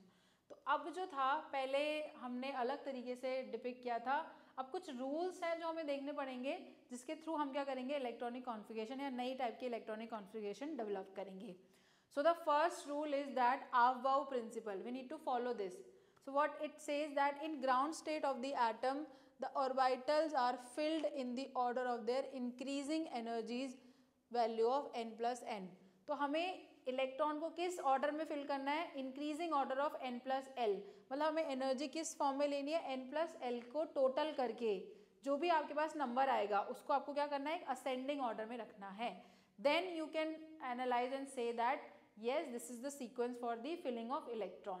तो अगर हम सारे orbital, सारे शेल्स को ऑब्जर्व करें, तो अगर हम शेल की वैल्यू 1 की बात करें तो उसमें एक ही ऑर्बिटल पॉसिबल है, दैट इज 1s, राइट. अब उसकी वैल्यू ऑफ l क्या होगी, 0. s का मतलब l की वैल्यू क्या है, 0. अगर हम उसका टोटल करें तो n की वैल्यू क्या आ रही है, 1. तो इसका मतलब है सबसे कम एनर्जी वाला शेल क्या है हमारे पास, 1s. नाउ हम 2s की वैल्यू कैलकुलेट करेंगे तो n की वैल्यू क्या है 2 और l की वैल्यू क्या है 0. तो टोटल क्या आ गया 2. So the second shell will be 2s. फिर आप 2p की बात करोगे तो 2 की वैल्यू ये आ गया, n की वैल्यू 2 और l की वैल्यू 1 विच इज 3. तो यहाँ पे 3 क्या आएगा, नेक्स्ट शेल आपका क्या होगा, नेक्स्ट इलेक्ट्रॉन किस में जाएगा, 2p में. तो आप देख रहे होगे सीक्वेंस आया एक, सबसे पहले इलेक्ट्रॉन जाएगा आपका 1s में, फिर 2s में, फिर 2p में. अब देखते हैं 3s को, देखते हैं 3s के लिए जो वैल्यू आ रही है वो भी क्या आ रही है, 3 आ रही है. अब यहाँ पे क्या हो गया, एक कॉन्ट्राडिक्शन आ गया कि भाई इसके पास भी n प्लस एल की वैल्यू 3 है और यहाँ पे भी n प्लस एल की वैल्यू 3 है. अब किसको बड़ा माना जाए, किसको छोटा माना जाए. तो यहाँ पे कॉन्ट्राडिक्शन को हम कैसे दूर करेंगे, we will do this contradiction by seeing the shell number. ठीक है, अब दोनों की वैल्यू, क्योंकि n प्लस एल की वैल्यू क्या है, दोनों की same. So in that case you need to check that which shell they belong. So this belong to a lower shell and this belong to a higher shell. यहाँ पे n की value से comparison करेंगे तो n की value एक की 2 है और एक की n की वैल्यू 3 है. तो जिसकी वैल्यू कम वो छोटा शेल माना जाएगा, जिसकी वैल्यू ज़्यादा वो बड़ा शेल माना जाएगा. So from here we can say that this is the higher shell. Again यहाँ पे भी देखो कॉन्ट्राडिक्शन आ गया, दोनों की वैल्यू 4 है. नाउ हम किसको बड़ा मानेंगे, किसको छोटा मानेंगे, जिसके शेल का नंबर बड़ा वो बड़ा शेल या उसकी एनर्जी ज़्यादा, उस सब शेल की एनर्जी ज़्यादा, और जिसके शेल का नंबर कम है उसकी एनर्जी भी कम. ठीक है, तो इस तरीके से हम क्या करेंगे, पूरा सीक्वेंस निकाल लेंगे ऑफ फिलिंग एन इलेक्ट्रॉन कि भाई इलेक्ट्रॉन को किस सीक्वेंस में फिल करना है. तो सबसे पहले वो जा रहा है 1s में, फिर उसके बाद अगर 1s भर गया तो कहाँ जाएगा इलेक्ट्रॉन, 2s में, फिर वो 2p में जाएगा, फिर 3s में, फिर 3p. इस तरीके से आपका एक सीक्वेंस प्रिपेयर हो गया है जिसमें आप इलेक्ट्रॉन को क्या करोगे, फिल करने वाले हो, राइट. तो एक बार देख लेते हैं कि what is the sequence. So here you can सी, पहले इलेक्ट्रॉन कहाँ आया, 1s में आया. अब 1s अगर जो उसको भरा हुआ मिला तो वो कहाँ जाएगा, 2s के पास जाएगा, फिर घूमते हुए 2p के पास आएगा, 3s, एंड देन इस तरीके से जब तक इलेक्ट्रॉन्स उसको भरे हुए मिलेंगे शेल में तो वो नेक्स्ट शेल में जाएगा. And this is the sequence. सबसे पहले आप वो किसके पास जाएगा, 1s, then 2s, 2p, 3s, 3p, 4s, 3d, 4p, 5s, 4d, 5p, 6s, 4f. इस तरीके से आप देखते जाओगे तो आप आ जाओगे यहाँ पे 7p पे. इससे ज़्यादा हमें ज़रूरत पड़ेगी ही नहीं. हमारे जो जितने भी अभी तक टोटल एटम डिस्कवर्ड हैं, sorry element discovered, that is 119. तो हम 119 एलिमेंट्स का जो इलेक्ट्रॉनिक कॉन्फ़िगरेशन है वो इतने यहाँ तक के सबशेल से क्या कर सकते हैं, सेटिस्फाई कर सकते हैं. अगर हमें आगे ज़रूरत पड़ेगी तो हम आगे भी इसको बना सकते हैं. But this is the Aufbau principle कि in the increasing order of their energy of the shell हमको क्या करना है, इलेक्ट्रॉन को डिस्ट्रीब्यूट करना है. So this is the first rule जो हमें फॉलो करना है. Now let's talk about the other rule. Next rule is Pauli's exclusion. तो यहाँ पे इन्होंने कुछ एक्सक्लूसिव बात बोली है, कुछ एक्सक्लूड करके बोला है कि भाई जो भी कोई दो इलेक्ट्रॉन है, लेट्स से हमने दो इलेक्ट्रॉन की बात करें ना, एटम, एक एटम में दो इलेक्ट्रॉन है तो उन दोनों इलेक्ट्रॉन के कुछ क्वांटम नंबर होंगे, उसका कोई एक शेल नंबर होगा, वो किसी एक पर्टिकुलर सब शेल में प्रेजेंट होगा, उसका कोई पर्टिकुलर स्पिन होगा, उसका कोई ओरिएंटेशन भी होगी. तो आपके मैक्सिमम तीन क्वांटम नंबर की वैल्यू तो सेम हो सकती है, but the fourth quantum number will always going to be different. So no four, मतलब एक इलेक्ट्रॉन के लिए चारों क्वांटम नंबर की वैल्यू सेम नहीं होंगी, राइट. सो यहाँ से हमें क्या पता चला, नो टू इलेक्ट्रॉन, दो इलेक्ट्रॉन्स की in an atom can have the same set of 4 quantum number. कि दो इलेक्ट्रॉन के चारों क्वांटम नंबर सेम नहीं हो सकते, कोई एक वैल्यू तो डिफरेंट आएगी, हो सकता है 3 वैल्यू सेम आ जाएं, but the fourth one will definitely going to be the different. So no two electron can have the same set of 4 quantum number, right. इसको एक एग्जाम्पल के थ्रू समझते हैं कि हमारा इलेक्ट्रॉन है, इलेक्ट्रॉन 1 और इलेक्ट्रॉन 2 दोनों ही क्या कर रहे हैं, 2s में रोटेट कर रहे हैं. तो 2s में है, इसका मतलब n की वैल्यू दोनों के लिए 2 है, l की वैल्यू भी क्या होगी, दोनों के लिए 0 होगी, क्योंकि s में है तो l की वैल्यू क्या होगी 0, m की वैल्यू भी क्या होगी 0. But the spin quantum number जो होगा वो दोनों के लिए क्या होने वाला है, इट विल बी, अगर आप इसके लिए प्लस हाफ कर रहे हो तो for the second one it will B minus half.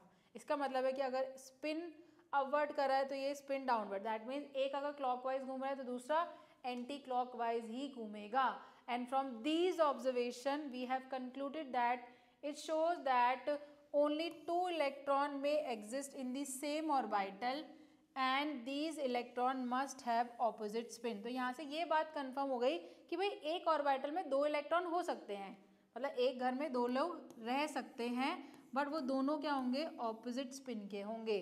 कोई अगर एक क्लॉकवाइज जा रहा है तो दूसरा क्या होगा, एंटी क्लॉकवाइज ही रोटेट करेगा. So from here we got to know that कि भाई एक ऑर्बिटल में, अब हर शेल के अलग अलग, हर सब शेल के अलग अलग ऑर्बिटल हैं, बट अगर हम सिर्फ एक ऑर्बिटल की बात करें तो एक ऑर्बिटल में मैक्सिमम कितने इलेक्ट्रॉन रह सकते हैं, 2 इलेक्ट्रॉन रह सकते हैं, that two of opposite spin.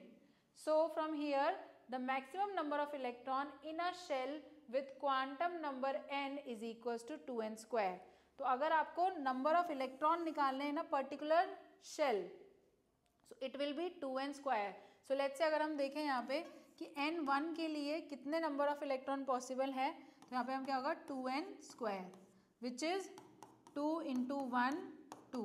तो इसका मतलब पहले शेल में जो जिसको हम क्या बोलते हैं k शेल, तो k शेल में आपके कितने नंबर ऑफ इलेक्ट्रॉन हो सकते हैं, k shell can only have maximum 2 electron.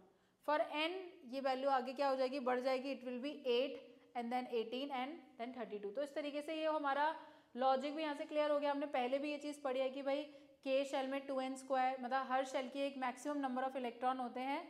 So for के शेल इट इज़ 2, एल के लिए वो हो जाएगा 18, एम के लिए 32, इस तरीके 8 और 18 देन 32. ठीक है, तो ये सीक्वेंस रहेगा. सो फ्रॉम हियर पॉलीज एक्सक्लूजन से ये बात क्लियर हो गई है. Also 2 electron can remain in a same orbital, 2 electron एक सेम ऑर्बिटल में रह सकते हैं, but they should be of opposite spin, वो ऑपोजिट स्पिन के ही होने चाहिए. चलिए आगे बात करते हैं. Now Hund's rule of maximum multiplicity. ठीक है, तो इन्होंने भी एक रूल दिया कि मैक्सिमम मल्टीप्लिसिटी का रूल दिया है, फेडरिच हुन थे ये. इन्होंने क्या बताया, pairing of electron in the orbital belongs to the same subshell p, d और f does not take place until each orbital belonging to that subshell has got 1 electron in it, right.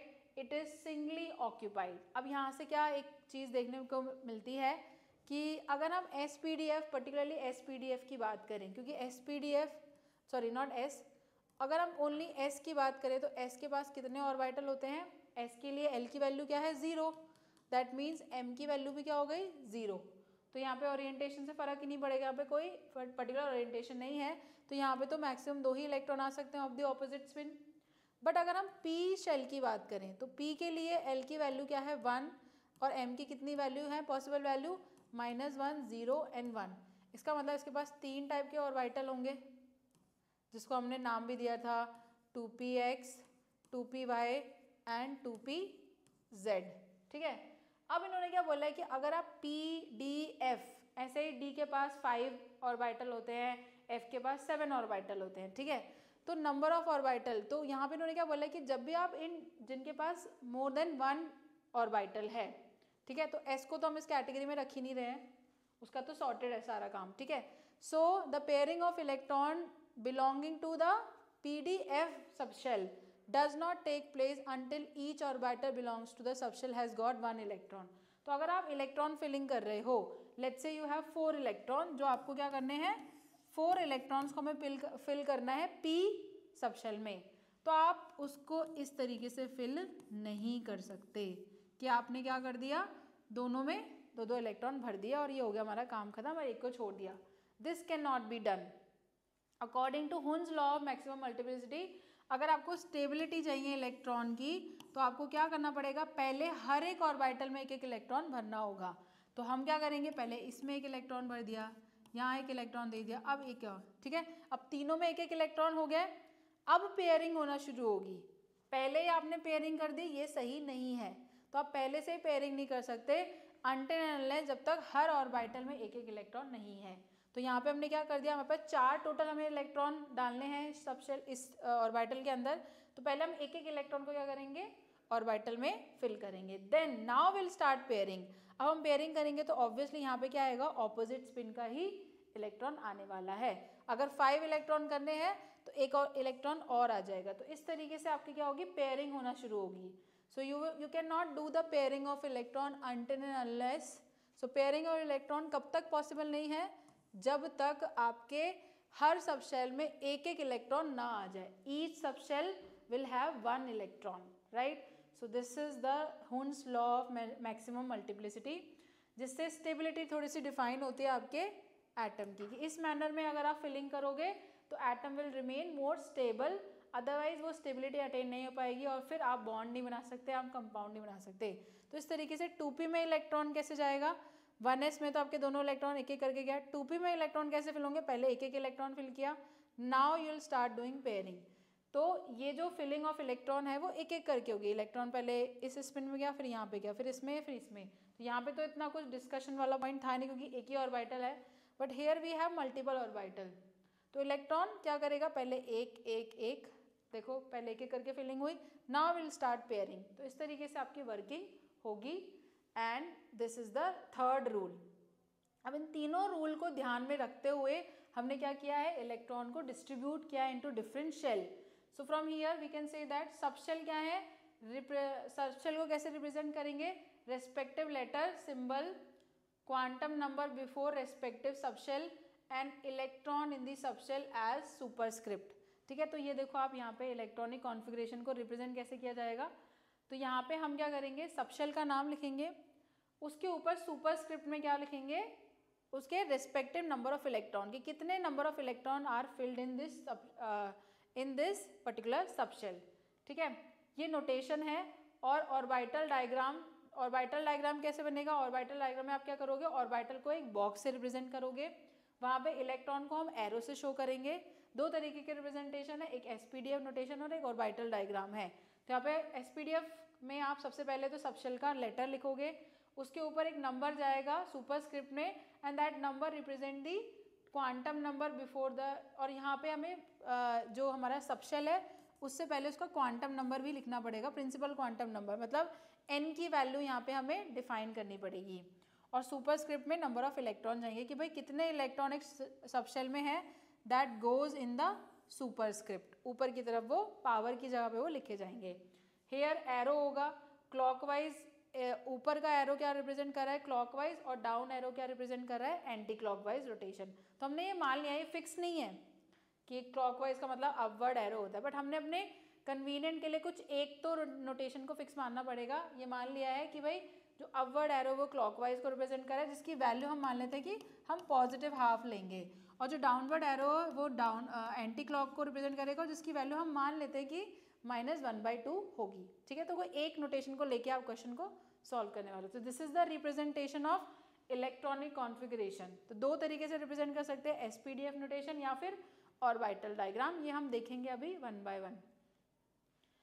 सो आप देख सकते हो यहाँ पे, let me just erase it for you. यहाँ पे आप देख रहे हो दोनों तरीके की रिप्रेजेंटेशन की है। फॉर लिथियम, लिथियम के पास कितने टोटल इलेक्ट्रॉन है, 3 इलेक्ट्रॉन है। तो अब फिलिंग ऑफ इलेक्ट्रॉन कैसे होगी, पहला इलेक्ट्रॉन जैसा कि हमने सीक्वेंस देखा था, सबसे पहले 1s शेल में जाता है। ठीक है, तो पहला इलेक्ट्रॉन 1s में चला गया, अभी भी इसके पास 2 इलेक्ट्रॉन और बचे हैं, और 1s फिल नहीं हुआ है क्योंकि s की टोटल कैपेसिटी कितनी है। अच्छा, हम यहाँ से ना एसपीडीएफ की टोटल कैपेसिटी भी निकाल सकते हैं कि इनके अंदर कितने इलेक्ट्रॉन आ सकते हैं। तो s के अंदर क्योंकि एक ही ऑर्बिटल है तो मैक्सिमम ये कितने इलेक्ट्रॉन ले सकता है, 2। p के अंदर क्योंकि 3 ऑर्बिटल है तो मैक्सिमम कितने आ जाएंगे इलेक्ट्रॉन आपके, 6। d के अंदर आपके पास 5 ऑर्बिटल हैं तो मैक्सिमम कितने इलेक्ट्रॉन ये कैरी कर सकता है, 10। और f के पास 7 ऑर्बिटल हैं, 1 2 3 4 5 6 7, so maximum it can have 14 electron. तो डी एसपीडीएफ का क्या है, मैक्सिमम इलेक्ट्रॉन की कैपेसिटी की। एस में मैक्सिमम 2 इलेक्ट्रॉन आ सकते हैं, पी में 6, फिर 10 and then it will be 14, ठीक है। तो यहाँ पे एस को एस 1s के आगे हम तब तक नहीं जाएंगे जब तक वो पूरा ना भर जाए। और हमारे पास टोटल कितने 3 इलेक्ट्रॉन, तो 2 इलेक्ट्रॉन हमने कहाँ डाल दिए 1s में। अब ये फिल हो गया है, अब हम नेक्स्ट शेल के पास जाएंगे विच इज़ 2s। अब 2s में टोटल तो 2 इलेक्ट्रॉन आ सकते हैं, एस में कितने आ सकते हैं 2 इलेक्ट्रॉन, बट हमारा तो एक ही बचा है इलेक्ट्रॉन, 2 हमने ऑलरेडी यहाँ फिल कर दिए, एक बचा है, it will go here. So the SPDF configuration या SPDF notation will look like this. 1 number किसको रिप्रेजेंट कर रहा है, फर्स्ट शेल को, कि अभी ये पहले फर्स्ट शेल में था इलेक्ट्रॉन, ठीक है। अभी फर्स्ट शेल वाले सारे सब शेल भर गए हैं, तो नेक्स्ट जंप करके वो कहाँ जाएगा, सेकेंड शेल में जाएगा। तो ये 2 नंबर क्या रिप्रेजेंट कर रहा है, उसके शेल नंबर को, और कौन से सब शेल में गया है, एस में गया है, और कितने इलेक्ट्रॉन गए, 1 इलेक्ट्रॉन। और वाइटल डायग्राम से आप देख सकते हो 2 सब शेल हैं, एस वाला ये क्या है 1s और ये है 2s, ठीक है। तो 1s में 2 इलेक्ट्रॉन है ऑपोजिट स्पिन के, और 2s में सिर्फ 1 इलेक्ट्रॉन है, दैट टू भी वो किसी भी स्पिन में हो सकता है, ऊपर नीचे एक ही बात है, ठीक है। तो इस तरीके से आपके पास क्या हो गई, और वाइटल नोटेशन भी आ गई है, और वाइटल डायग्राम भी आ गया, और एसपीडीएफ नोटेशन भी आपको मिल गई है। सिमिलरली हियर एज वेन आप देख सकते हो फ्लोरीन का एटॉमिक नंबर कितना होता है 9, ठीक है। तो यहाँ पे आप देख सकते हो 9 इलेक्ट्रॉन इसको फिल करने हैं अपने डिफरेंट सबशेल्स में या डिफरेंट ऑर्बिटल में। तो इस तरीके से पहले 1s में जाएंगे 2 इलेक्ट्रॉन, फिर 2s में जाएंगे। अब 2s भर गया है, टोटल कितने बचे 4 इलेक्ट्रॉन आपने ऑलरेडी अरेंज कर दिए, 5 बचे हैं। अब हमारा नेक्स्ट नंबर किसका आता है, एनर्जी वाइज सीक्वेंस किसका आएगा 2p। अब 2p की क्या, p की टोटल कैपेसिटी कितनी होती है 6 इलेक्ट्रॉन की, बचे कितने हैं 5, तो यहाँ पे सिर्फ 5 इलेक्ट्रॉन आ जाएंगे। अब इसको देखो ऑर्बिटल डायग्राम में ऑपोजिट स्पिन के 1s भर गया है। अब 2p में पहले सब में आपने एक इलेक्ट्रॉन फिल किया होगा, then you will start pairing. तो ये 5 इलेक्ट्रॉन इस तरीके से आपके अरेंज हो गए हैं, and this is the electronic configuration for fluorine atom, ठीक है। तो फ्लोरीन एटम के इलेक्ट्रॉन को इस तरीके से हम क्या करने वाले हैं, डिस्ट्रीब्यूट करने वाले हैं। I hope this is clear to everyone. Now these are the few exceptional kind of configuration जो थोड़ी सी हटकर हैं, जो आपके नॉर्मल वालों से थोड़ी सी अलग हैं। वो क्यों है, उसका रीज़न है। सो let's just C for the chromium and copper. तो क्रोमियम और कॉपर को अगर हम टेक्निकली हमारा जो रूल्स हैं उसके हिसाब से अगर हम देखें, तो उसकी एक्सपेक्टेड जो कॉन्फ़िगरेशन होनी चाहिए वो कुछ ऐसी होनी चाहिए, जहाँ पे आपको बस ये लास्ट के 2 पे ध्यान देना है। तो पहले 1s आया, फिर 2p में गया, फिर 2p से 3s में गया, 3p 3d 4s, right. But जो एक्चुअल आपकी है, जो मोर स्टेबल है, it is this here as well. उसकी एक्सपेक्टेड कॉपर की expected configuration should be this, but actual one is this. Now in that case they are more stable. तो ऐसा क्यों किया, तो हम सिर्फ इन दोनों शेल पे थोड़ा सा ध्यान देंगे, इन दोनों सब शेल पे ही ध्यान देंगे। तो अगर हम एक्सपेक्टेड वाले में देखें, 3D सब शेल है, 3D मतलब इसके पास कितने हैं 5 सब शेल हैं, और एक 4s है हमारे पास। तो ये हो गया 3D और ये हो गया 4s। 3D में कितने इलेक्ट्रॉन है 4, तो वो चारों कुछ इस तरीके से अरेंज होंगे। और 4s में कितने हैं 2 electron, which will be like this. अब अगर आप ये देखोगे इस ऑर्बिटल डायग्राम को हम ऑब्जर्व करें, तो हम यहाँ पे क्या पाते हैं कि भाई अगर ये एक इलेक्ट्रॉन यहाँ आ जाता, अगर एक इलेक्ट्रॉन यहाँ होता, तो ये कैसा हो जाता हाफ फिल्ड। कैसा हो जाएगा हाफ फिल्ड। और हाफ फिल्ड ऑर्बिटल जो होगा वो मोर स्टेबल होगा एज कंपेयर टू दिस। तो to make it more stable हमने क्या किया, क्योंकि यहाँ से अगर हम 1 इलेक्ट्रॉन निकाल दें तो ये यहाँ आ जाएगा। नाउ यहाँ पे क्या बचा, ओनली 1 इलेक्ट्रॉन। और ये कैसा है, ये ऑर्बिटल कैसा है हाफ फिल्ड। तो ये देखो यहाँ से इलेक्ट्रॉन निकालने से इसका कोई नुकसान हुआ नहीं, क्योंकि ये भी क्या है अभी हाफ फिल्ड। पहले ये फुल्ली फिल्ड था तब भी स्टेबल था, एक इलेक्ट्रॉन निकालने पे भी क्या हो गया हाफ फिल्ड। तो हाफ फिल्ड होने पे जब आपके ऑर्बिटल हाफ फिल्ड होते हैं दे आर मोर स्टेबल। तो यहाँ पे ये भी स्टेबल हो गया, ये भी स्टेबल हो गया। तो this configuration is more stable as compare to the expected one, जो उसके होनी चाहिए थी, जो हमारे रूल्स के हिसाब से एक्सपेक्टेड ये थी, बट हमने उसको किया क्या, इसमें कन्वर्ट कर दिया। Why, because it is more stable. Similarly in this case आपकी एक्सपेक्टेड ओरिएंटेशन क्या थी, 1 2, ये 3D है जिसमें 9 इलेक्ट्रॉन आने चाहिए थे, 1 2 3 4 5। नाउ पेयरिंग स्टार्ट हो जाएगी 6 7 8 एंड 9। और इधर आपका क्या है 4s में एक इलेक्ट्रॉन ऐसे और ऐसे, ये आ गया 4s2, ये हो गया 3D 9। अब अगेन हाफ फिल्ड तो आप इसको कर नहीं सकते कि 4 इलेक्ट्रॉन निकालने पड़ेंगे और कहाँ रखोगे 4 इलेक्ट्रॉन, ठीक है। बट अगर मैं यहाँ पे एक इलेक्ट्रॉन और डाल देती तो ये क्या हो जाता, तो इन दैट केस हो जाता फुल्ली फिल्ड हो जाता, फुल फिल्ड हो जाता, ठीक है। ये क्या होता फुल्ली फिल्ड हो जाता, पूरा भर जाता। तो जब आपका जो ऑर्बिटल है फुल तरीके से फिल्ड होती है, फुल्ली फिल्ड होती है, तब भी क्या होती है वो स्टेबल होती है। और ये एक इलेक्ट्रॉन आया कहाँ से, मैंने इस इलेक्ट्रॉन को क्या कर दिया यहाँ पे भेज दिया, तो अब ये क्या हो गया हाफ फिल्ड हो गया। अगेन क्या इसको कोई प्रॉब्लम होगी यहाँ पे, नहीं, क्योंकि ये तो हाफ फिल्ड में भी क्या है स्टेबल है। तो स्टेबिलिटी दो तरीके से डिफाइन की जा सकते हैं, या तो आपके ऑर्बिटल में एक एक इलेक्ट्रॉन हो सबके पास, दैट मीन्स आपके सारे ऑर्बिटल जो हैं वो क्या है हाफ फिल्ड हैं, या फिर वो फुल्ली फिल्ड हो, सब में दो दो इलेक्ट्रॉन होने चाहिए। So by this in this manner atom are more stable, ठीक है। तो इस कॉन्फ़िगरेशन को हमने क्या कर दिया, चेंज कर दिया। एक्सपेक्टेड की जगह हमें क्या मिल रही है, ये वाली configuration which is more stable. तो हमें क्या चाहिए लाइफ में, स्टेबिलिटी चाहिए। So in this manner you can change a little bit in the configuration, and this is the reason behind the different configuration of these two atom। ऐसे और भी atom है जिनकी कॉन्फ़िगरेशन में थोड़ा सा चेंज है।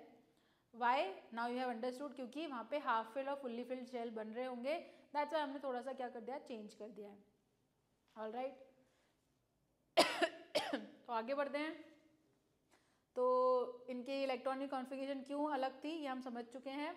कॉज ऑफ हाफ फिल्ड और फुल्ली फिल्ड स्टेबल, इनकी स्टेबिलिटी का रीज़न क्या है, पहली चीज़ सिमेट्रिकल डिस्ट्रीब्यूशन ऑफ इलेक्ट्रॉन है।